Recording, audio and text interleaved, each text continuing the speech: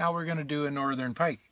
So anyways, on the northern pike or jack, same thing. Start behind the gills, slit down to the backbone, slit along the midline of the back, the dorsal side, just through the skin. And I want to stay up higher than the midline, just on the upper side of it. Now there's some meat below here that I've missed off. I want to go down to the bone layer now. The bones stick up the same as they did in the walleye, right up vertically to the center. There, I've got the bones now. And I'm just riding my knife. You see the white there? And if you scrape it, you can hear. Those are the bones that came straight up the back. So I'm going to follow them down to the spine. And there's another set of bones, a special set of bones in a pike, that come up obliquely through the meat, not like a walleye. And I've already started cutting through them. They're the Y bones. This is the top of the Y. See little white spots? I've already cut them off of the spinal column, the top of the Y. Now I'm going to get through the rest of the Y bones, and I'm going to be on the rib cage. Now I'm on the rib cage. If you look here again, the Y bones were attached. There's a spinal column running right here. The Y bones were attached there and up here. So they come into a Y and they go into the meat on an oblique angle. And you'll see later as we debone them how that creates a problem. But I'm cutting all the Y bones, and now I'm through them and past the spinal column. Now I'm onto the rib cage. And it's easier than a walleye with this rib cage because the bones don't belly. They don't have a big fat belly like a walleye, and the bones are more straight going down. You can just ride your knife on top of the ribs, hopefully not cutting through them. Just leave it flat. There, look at, see all the ribs there? See, there's a couple of ribs sticking out that I've cut off. They're not in the meat. They're still stuck on the carcass. In the center of the belly here, the ribs are longer there than they are at either end. And you'll see that as we take it off. And you're going to notice that when we're deboning too. See, this is coming off really good. So there's your rib cage, and there's the bones that stuck up to his back. We've left a little strip of meat here, but it's almost impossible to see that. A perfect fillet wouldn't have had. If you had lots of practice every year, you wouldn't have that meat laying up there. You would have cut it better. Now when I go in here, because of the pelvic fin on a walleye, you can just go back to the tail. This pelvic fin gets in my way here, but I can see it inside here. See it sticking out? It's around there.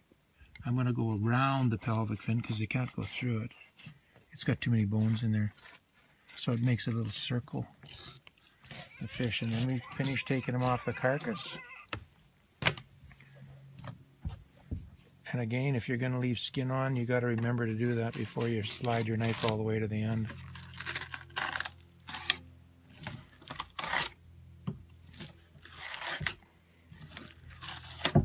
Okay, so there's the fillet, and we'll show you how to debone them in a minute. That's a very nice fillet. Anyways, we're going to flip them over and do the other side the same way as we did before. And you probably don't really need to film this whole thing if you don't want to. But down to the spinal column. And I'm going to try to leave less meat on this one. But you got to slit the skin to get in there, and you don't want to be on the underside of those bones, that row of bones. You got to be above it. But I'm going to use my knife, and oh yeah, I got it better this time. See, I pushed down with my knife to get down to those bones. And if you're very gentle, you don't want your knife too sharp, but it can't be dull either. If it's too sharp, it might cut through the bones without you noticing, and then it stays with the fillet.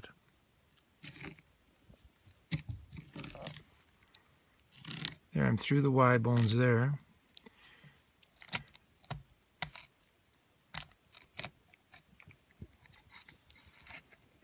There's the ribs now. This is the Y bones again. They're attached there. You can see them on top. And they're all attached down there. This is where the bottom attachment was. That was where the top was. And now I'm cut through the Ys. I'm onto the rib cage. I want to stay tight to those ribs. I just about left a bunch of meat there. See that piece? You want to stay tight to the ribs, and if you just slide your knife, see the ribs all angle that way, and if you slide your knife through it, it just slides right on top of them. Now we got the the oars, the pectoral fins, still attached to that piece, but we'll take care of that in a minute.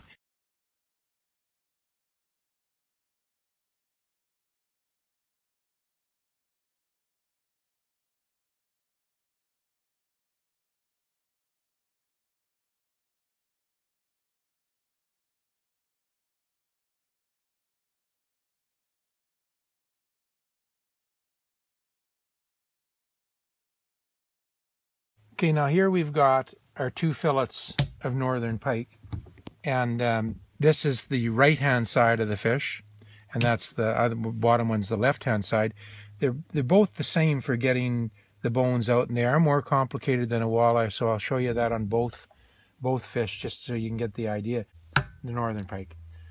The worst thing that people have found over the years about jack or northern pike is the bones, because there's probably 100 bones in this fish, and they're hard to get at. They're all on the dorsal side of the fish. The belly side of the fish, we've already taken off the ribs and left the ribs on the carcass. So the belly side of the fish no longer has any bones. The ribs are gone. So this whole bottom side of the fillet has no bones in it. It's the top side that's full of these Y bones that we were cutting off, and they're all on an oblique angle, and they're hard to get out.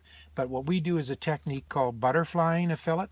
Some people just hack off the bones and waste 90% of this meat up on the top, and look how thick that is. That's where the bulk of your meat is, on the dorsal side of the fish. Well, some people just cut the bones right out, and you're left with the boneless side of the belly side. Well, that's not good. For an extra 5 minutes of work, you can make these fillets into excellent boneless fillets, and I'm going to show you that right now. And we'll start with the left side of the fish, I guess. It doesn't really matter. I usually have a preference. There's certain ways that you hold your knife that it's easier to get a bone out. But the bones run. I told you they were Y bones, and you saw me cutting them off, and I can see the tops of the Y bones right here. Little bumps. You probably can't feel them, but they're up off. This is the midline of the fillet. You can see a line running right down the center of the fillet. That's where the spinal column was right above the midline. And the Y bones, and the reason they're called Y bones is they're shaped like a Y. The bottom part of the Y is here, top part of the Y is there, and they join into one bone and go out to the side of the fish on about a 45-degree angle or something like that. So the way we get the Y bones out is, we know where the top of the Y is right there, and I'm going to put my knife in, I'm going to run my knife. The Y bones usually run about 3/4 of the length of the fish. So I want to run my knife and make a slit along the top of those little white dots, straight down, and just gently, because I don't want to cut through the bones. And then I'm going to start peeling it. And I can feel the bones now, and I'm pushing with the tip of my knife. You see the white bones? But I got to stay on the top side of them, the dorsal side, because I don't want to be cutting them off neither. I might have missed a Y bone there. Oh, maybe not. And I'm pushing the meat off, and they're quite short up near the head. You can see that, but they get longer the further you go down when you get close to the belly.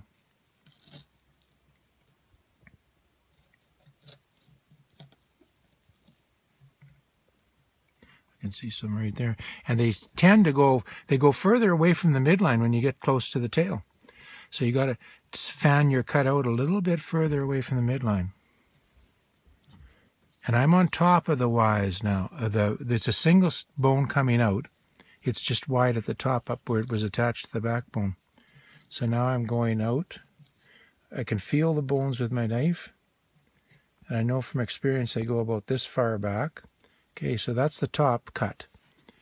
And I think I've got all the bones exposed there. And I've saved, this is the kind of meat, some people just take their knife and make this bottom cut only, underneath the Y bones. And then I lift my knife up when I cut right down the midline of the fillet. See the midline? I just made a slit there on the midline. And then as soon as I get through that slit, I just lift up my knife. And look what's on top of my knife blade. See them? There's bones. And I just sort of feed the knife gently underneath it without cutting the bones. So the bones are in this package of meat. And the only meat that we're wasting right now is the meat that's in the Y itself, at the top of the Y.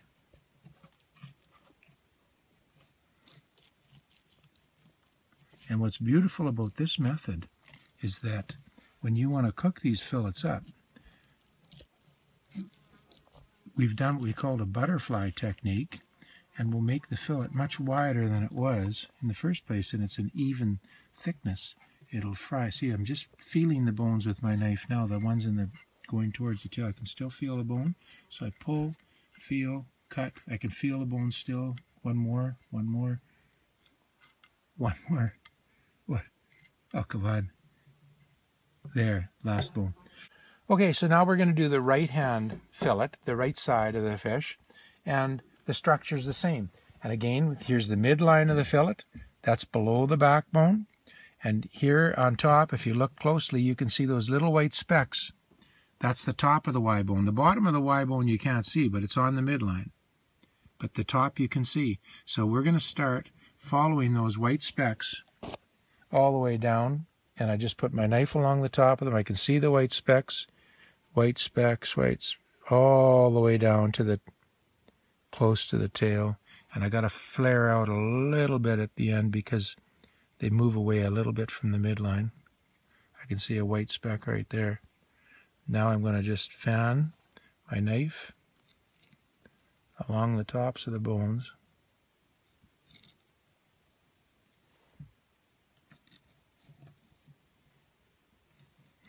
So when I first learned how to do this method was about 30 years ago, 1987. And we were fishing with some friends at Jim's camps, Nestoic Lake on the Churchill River. And our guide that day happened to be Tom Mackenzie from Stanley Mission. And I asked him, I said, about, he deboned everything, and the fishing was excellent there, and he deboned all the fish for us. And I said, well, can you show me how to do that? So he showed me how to do both a walleye and a pike, and a walleyed pike and a northern pike. And that's how I learned how to do this. And I got to be very thankful to Tom for that particular bit of advice, because I've had it and used it for many, many years. Although I don't get much practice anymore. So anyways, I was telling you before that I prefer the northern pike to the walleye once they're deboned. This last fillet is coming off, and here's the bones coming out all the way to the end. And I'm not doing very well. I got too carried away with the... I've cut through my fillet a bit. I guess I must be camera shy or nervous, because I've left some meat. I've taken out too much meat with these bones. You can see this is a butcher job. I've left this. There shouldn't be any board showing through the fish there. But anyways, it's still a nice fillet, and butterflied. It's an even thickness all the way across. When you throw that in the frying pan, and you always throw your fish in skid side down in the frying pan first, then they don't curl. So that's the skin side. Throw it down in the hot oil this way, and it won't curl on you. That was a trick that Tommy Mackenzie's brother, John Paul Mackenzie, taught me. Skin side first. And that's the story. So enjoy. Have a great day.